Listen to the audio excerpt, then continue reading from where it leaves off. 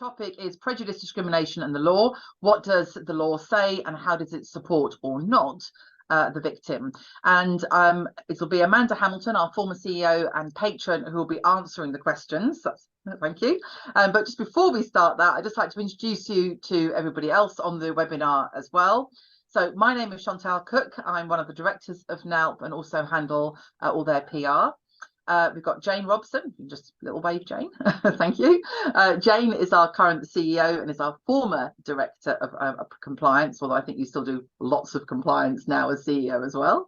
And then Nigel heads up all our marketing as well. He's there and he'll be kind of in the background of the webinar, dealing with any questions, or if you have any technical problems or you're not sure about something, then Nigel's there in the background and can help out if needs be. Okay, I think that covers all the housekeeping to get us started.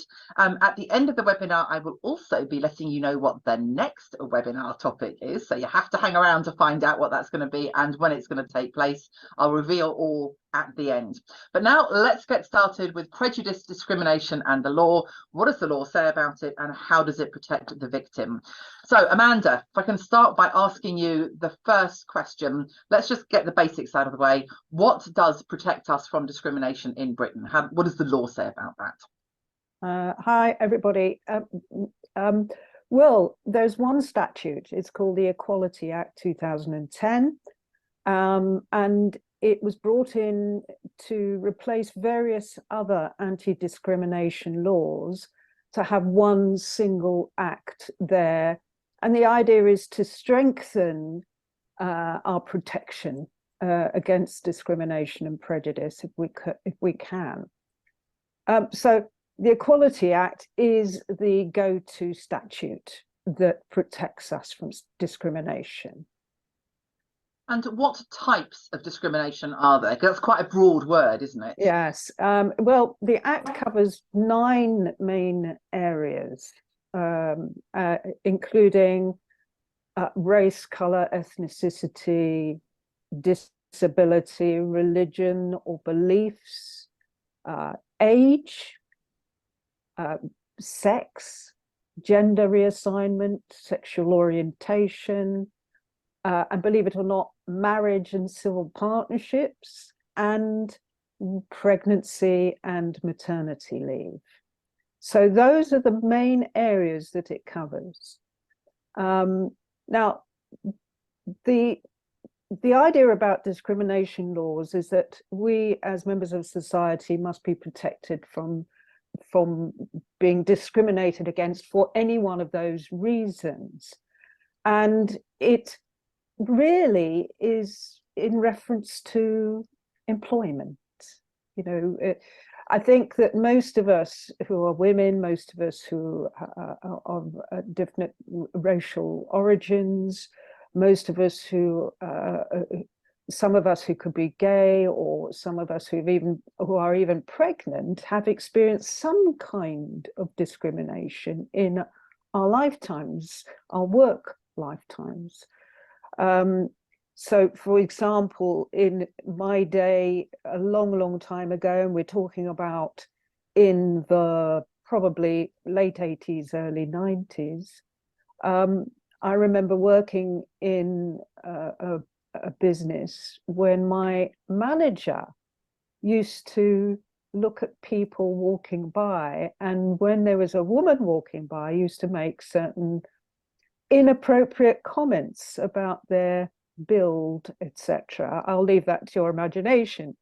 And when I picked him up on it, and I said, but I find this very inappropriate and I'm feeling very uncomfortable about it, he came back at me and said, well, oh, for goodness sake, just lighten up. It's just a bit of fun. You better change your attitude if you want to get on.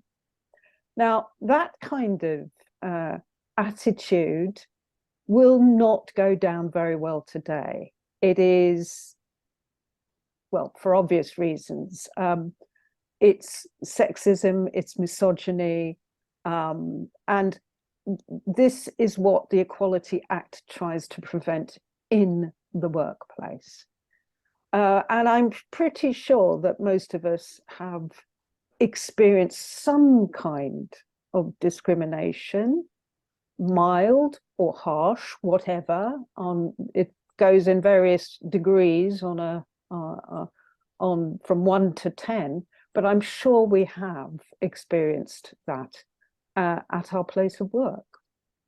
Now, it's interesting that you use that as an example, because although, yes, wholly inappropriate, is that something, would that behaviour of, well, I'm going to look out of the window and comment on all the women, or all the men for that matter, would that be discrimination, or is that actually sexism and harassment or something like that, and therefore come under a different statute? Well, that's a very good question, as a matter of fact. I think the attitude towards my commenting on it could be regarded as sexism. In other words, he has a right to say whatever he likes about women, and that's fine, and that's a bit of fun, whether or not you appreciate it as such or it is inappropriate. And I think that's the point of the question. If you feel uncomfortable at your place of work, in your employment, because a member of staff or even your boss, and this is where it becomes very, very difficult, says something, does some kind of action that makes you feel so uncomfortable, this is what we're talking about here. Now, you know, if I could equate this to what's happened recently in the media with regard to the Women's World Cup and the great big hoo-ha that happened when the president of the Football Association in Spain grabbed one of the players with both hands and gave her a kiss on the lips. I've been a part of a few radio programs discussing this, and some of the comments have been, what's all the fuss about? He was excited, he was joyful, he was just expressing himself. Well, my attitude to that was, well, would he have done the same if it had been a man, one of the male players, and the men had won the World Cup? And I think that we could all make the assumption that that would probably not have happened. And that's where the distinction lies. It's the borderline of misogyny and sexism. And what's more important here, he was her boss. So, you know, if you equate that to our everyday lives in employment, and something untoward happens that makes you feel uncomfortable, and this could apply to men and women. You know, it's not just male bosses against female employees. It could be female bosses against male employees, or just a colleague, male or female. So I think that this is where we've just got to raise our awareness about how you feel as an employee. If you feel, and it's always in the eye of the victim and how the victim perceives it, rather than anything else. So yeah, it's a grayish area sometimes, but I think the point of it is how you feel as an individual. And I'm not trying to propose that everybody who feels a little bit uncomfortable about this person because they may dislike them or anything like that should take action. But if there is something that is inappropriate, that rings of some kind of discrimination because you're a woman, because you're a different color, because your religion is different, because you're pregnant, because age is another one. If you feel that something inappropriate has occurred because of your age or because of any one of these things, this is what we're talking about. So, bearing in mind that I know that I've been in situations, say with another woman, let's just use that as an example, and somebody has said something, and the way I've taken it has been very different from the way the person next to me has taken it. Now, we're both women, we both heard the same thing, we were both in the same situation, and that comment was directed to both of us. And yet both of us had a very, very different reaction. And I think that's interesting, because that means because the comment that was made is it in itself, and the reaction is in our heads. I had one reaction, they had another reaction. So it seems to me like that's a really, really difficult one, because my reaction may have been, I didn't have a problem with it, and the other person may have had a big problem with it. But that seems like an odd place for the law to sit. Like, she gets recourse and I don't somehow. Well, I mean, it's the way you deal with it. And some people obviously are more tolerant than others and are more laid back than others. And, you know, some people's sort of radar on these things is more in tune with that slightly inappropriate. But yes, it does make it very awkward. And, you know, my suggestion, you know, would be is basically how you approach it and what can you do. That would be the next question, because that would be bearing the in mind logical that next some one. of it's in your head potentially. Yeah. What do you do? And in order to do something, what do you need? Okay, so if a circumstance happened like the one you've suggested, two women in the same room, a comment is made, one woman takes it one way, the other is fine with it. What can you do? Well, I would suggest that if you feel uncomfortable, there's a reason for it. And I would suggest also that the way to tackle it would be to approach this other individual who'd made the comment on their own and just say, I felt very uncomfortable about what you just said.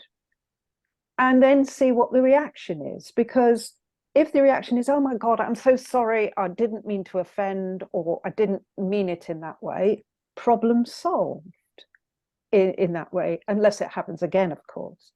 But if the person turns around and says, oh, lighten up, it was a throwaway comment, it didn't mean anything, well, then you're on your guard a little bit, because now you're thinking to yourself, well, this person doesn't accept that I feel a bit uncomfortable about it.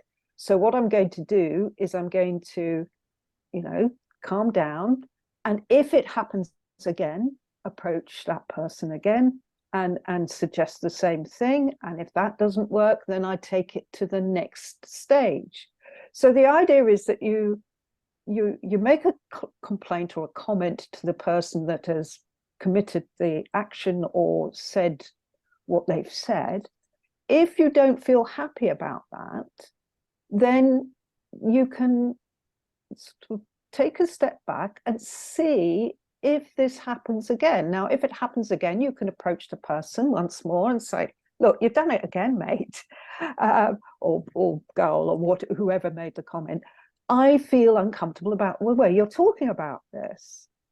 And if that doesn't work, then what can you do? Well, you can complain through your employer's complaints process, make a comment to your HR, whatever the next step is that the employer has for such complaints.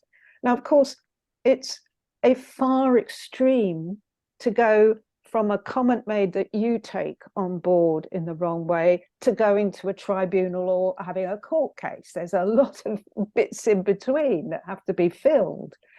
And of course, you know, it could be that an individual is more sensitive than another individual, and that has to be taken into account. But there's nothing wrong in approaching the individual, the perpetrator of this, the individual who's made the comment or committed the action, to go to them directly and see what they have to say. But if it is a persistent comment or series of comments or a persistent series of actions, then I think the only way to tackle it, if the person, the perpetrator, doesn't admit fault or admit that you feel uncomfortable, is to go through the complaints process. That's the only thing that you can do. Okay, before we just talk about the law perspective of it in a second, let's just say it's not something about comments. It's you feel you've been discriminated against because, I don't know, you weren't given a promotion, or, you know, you came back from maternity leave and, you know, you were kind of downgraded in some way or something like that. So in other words, it's less about this kind of perceived what the person might have meant, whether the person was speaking inappropriately, but more that you've missed out on something. You weren't given the job or whatever because of some form of discrimination. Is it the same process? You make a complaint or something? Well, this is slightly different, isn't it? It's a slightly different set of circumstances. Now, obviously, if you've been on maternity leave or paternity leave, and then you come back afterwards, and your job is downgraded, I would say that that is particularly evidence that there's some kind of discrimination going on. And it would be for the employer to come up with a reasonable reason why this has happened. What was the other example you gave, Chantal? So for example, either you went for a promotion and didn't get it, or promotion. you went for a job with a new company and didn't get it.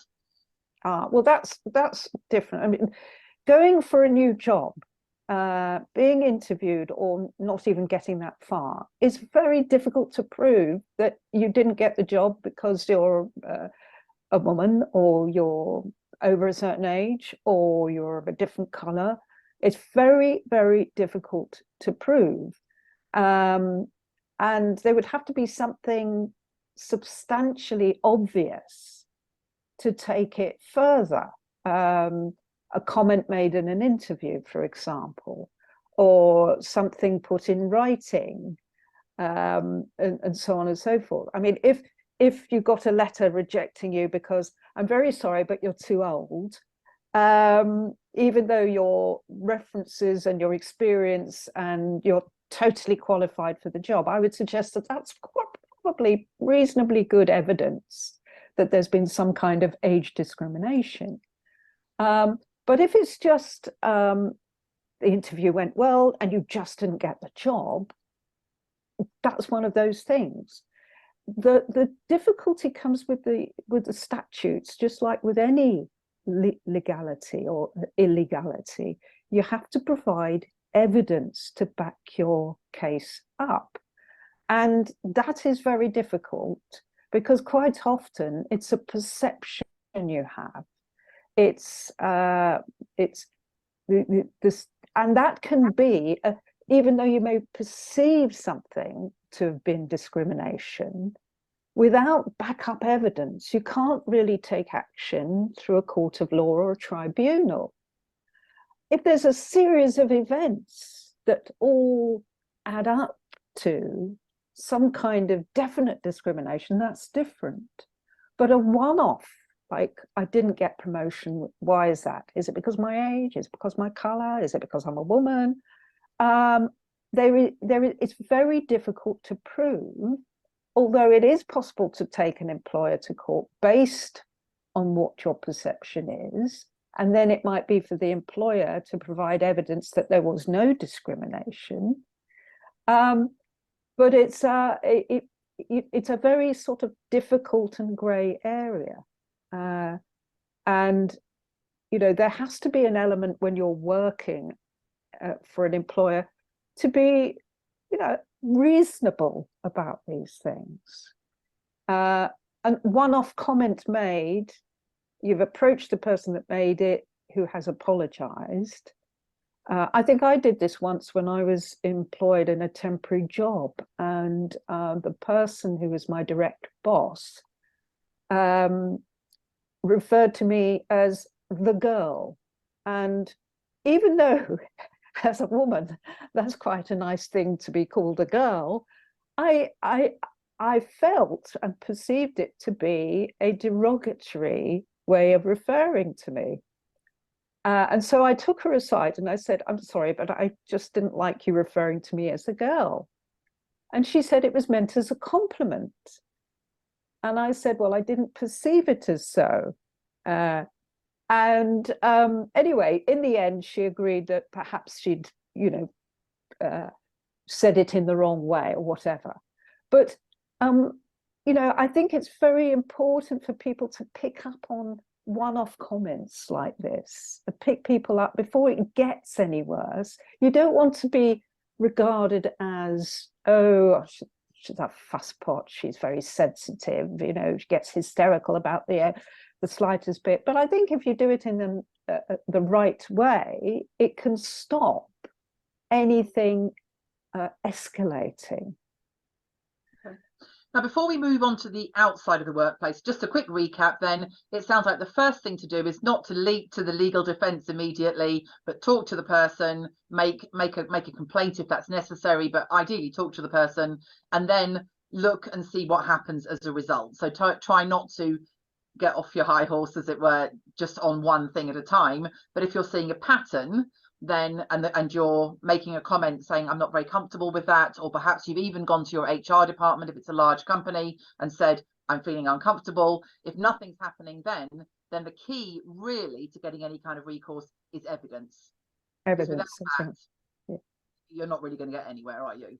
Quite. And there's a lot of sort of stages in between. I mean, you could have mediation, you could, to discuss it in front of a third party and so on. This also reminds me, it brings, again, it's to do with women's football, funnily enough. A few years ago, there was a very good black player playing for England. And the England manager at the time was a man for the women's team.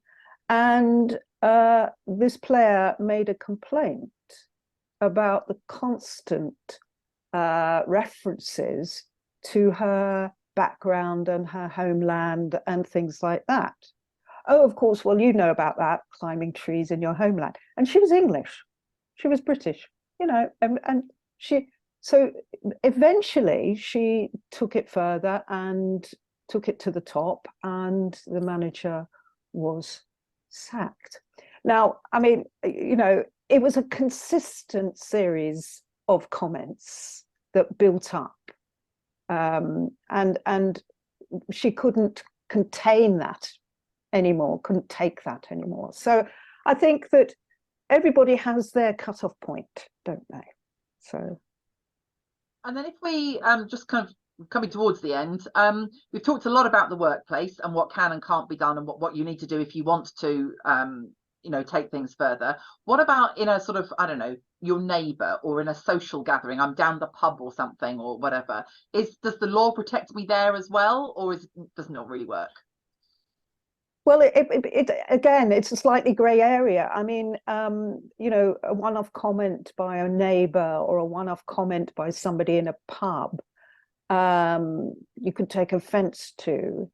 And it's really a question of how you've perceived this. But if there is something ongoing that is continuing, I would suggest that it was more or less an antisocial behaviour matter.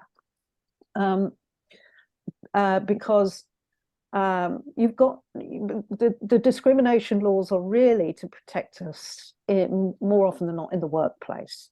And antisocial behaviour laws are out there to protect us, in the open, in social surroundings.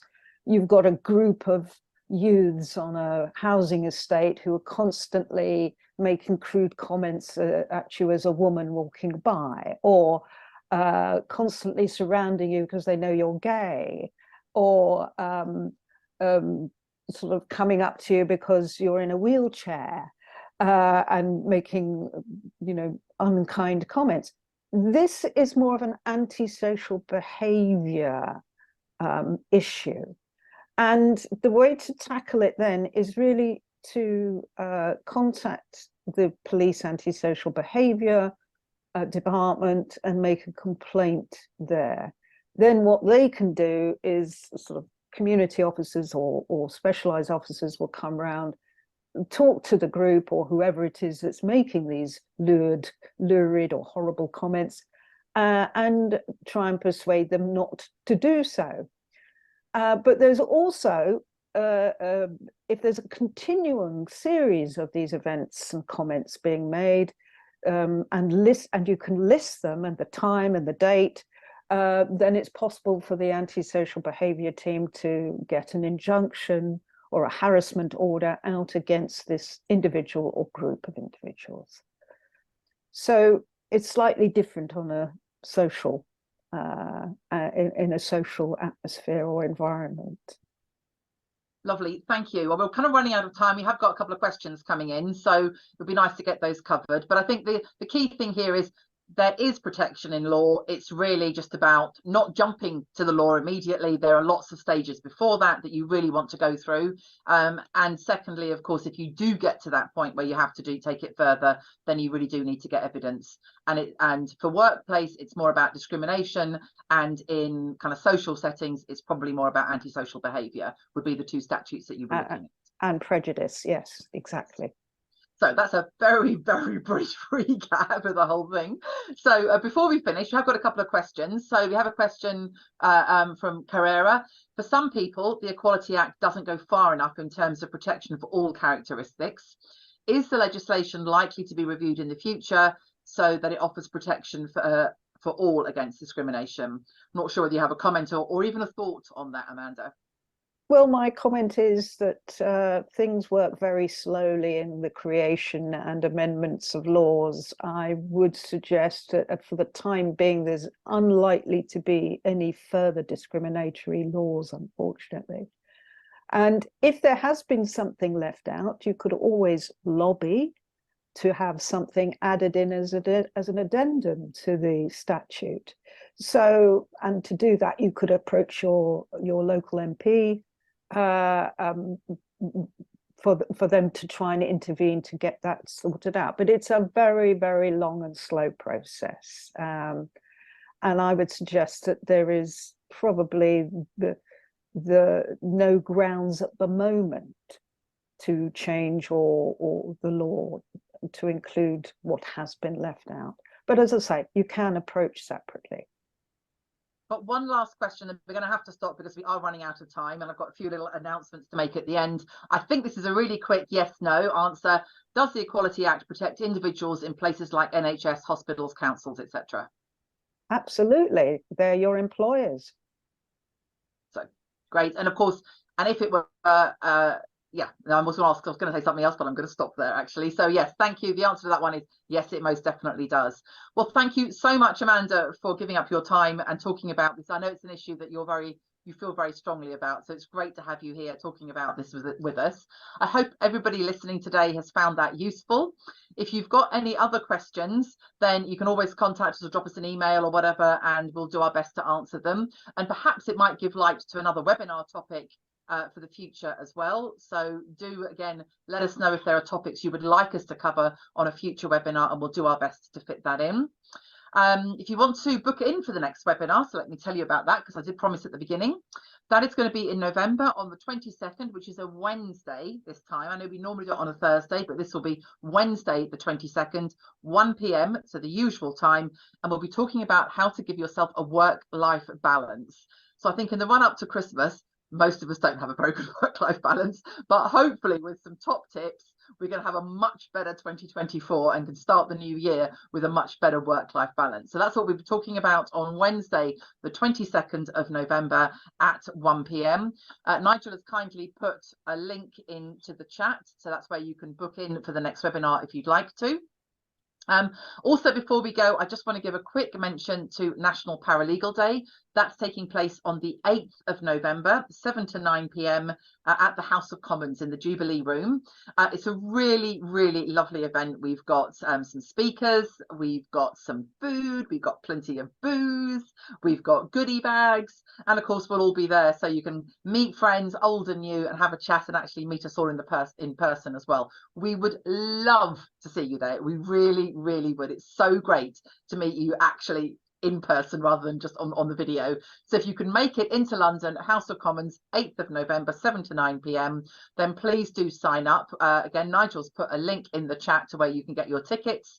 We do charge for tickets, but the price of your ticket can then be offset completely against your next renewal, or if you're not yet a member and you decide to join now, then again, we'll give you a voucher and the cost of your ticket can be used towards that. So not going to cost you anything really at the end of the day. So we'd love to see you there. Do come and say hello as well, and kind of let us know who you are and which webinars you've enjoyed and so on, because it's just great to get everybody together in the room and kind of have a proper chat. So please do come along if you can make it. So thank you so much again for joining us today. I do hope you found this webinar useful. Any other topics you'd like covered, let us know. We'll be putting this webinar onto the members area of the website in a few days' time. So if you didn't get a chance to hear all of it, or perhaps there's some bits you wanted to kind of go over again because you weren't clear on, then that webinar will be available in the members area in the next few days.